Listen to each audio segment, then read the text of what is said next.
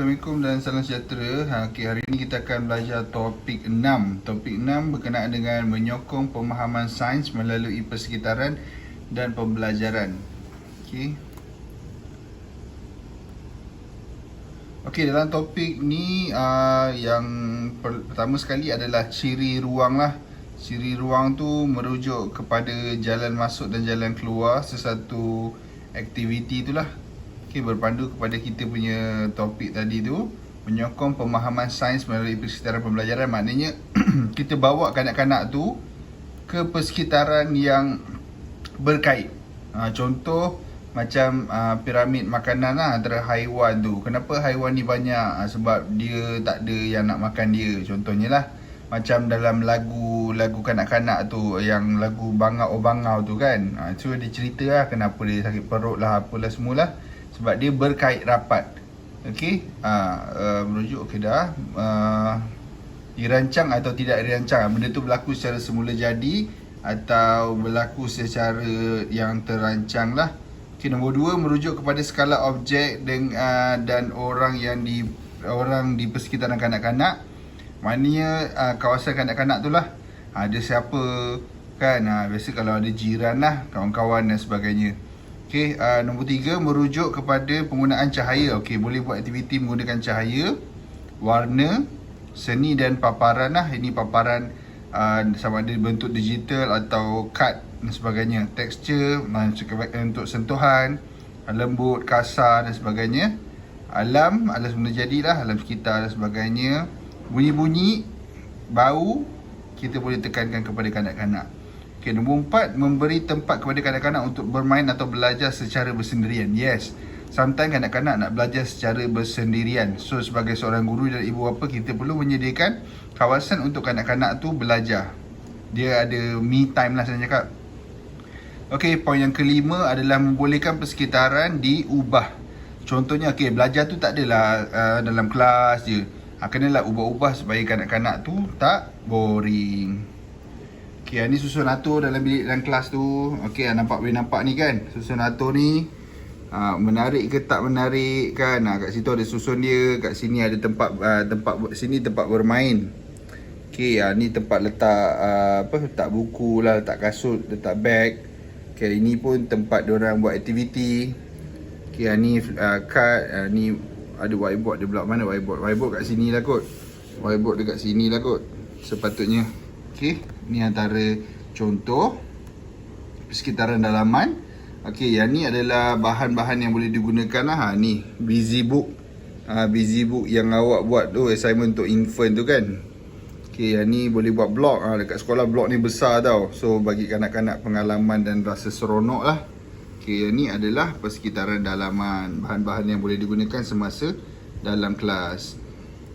Okay, yang ni persekitaran dalaman untuk aktiviti. Nampak ni seorang satu kena sediakan seorang satu supaya mereka tak berebut dan diorang tahu follow SOP dan sebagainya lah. So, menjadikan pengajaran tu lebih menarik dan sistematik.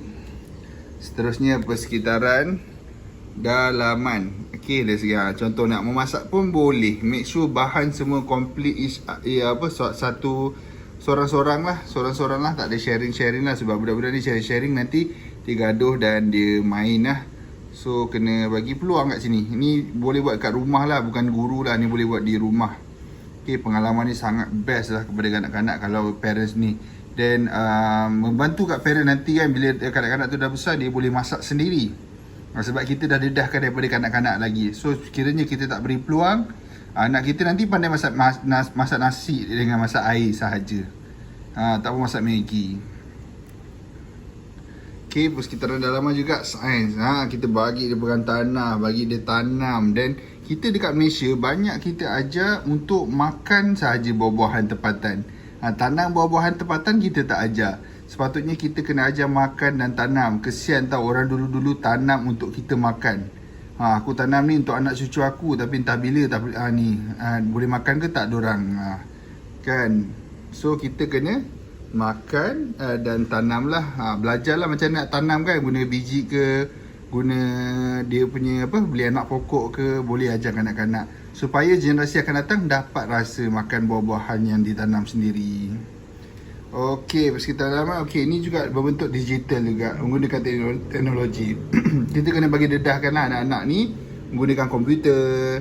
Kan, saya nampak ni menggunakan komputer, mikroskop untuk meningkatkan imej yang kecil lah, atau merakam gambar-gambar, tangkap gambar. Kamera pun boleh juga.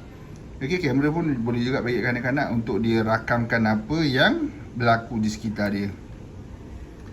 Ni sama dia persekitaran luaran. Ni pun sama, make sure pakailah slipper, pakai kasut ke, kan, pakaian yang bersesuaian untuk buat aktiviti luar ni. Okey, banyak membina ni lah, kebun sendiri kan, dapat rasa hasil tangan sendiri, barulah best. Kan, memasak, makan sendiri kan. Contoh yang cepat adalah jagung, sayur-sayuran lah, cepat. Okey.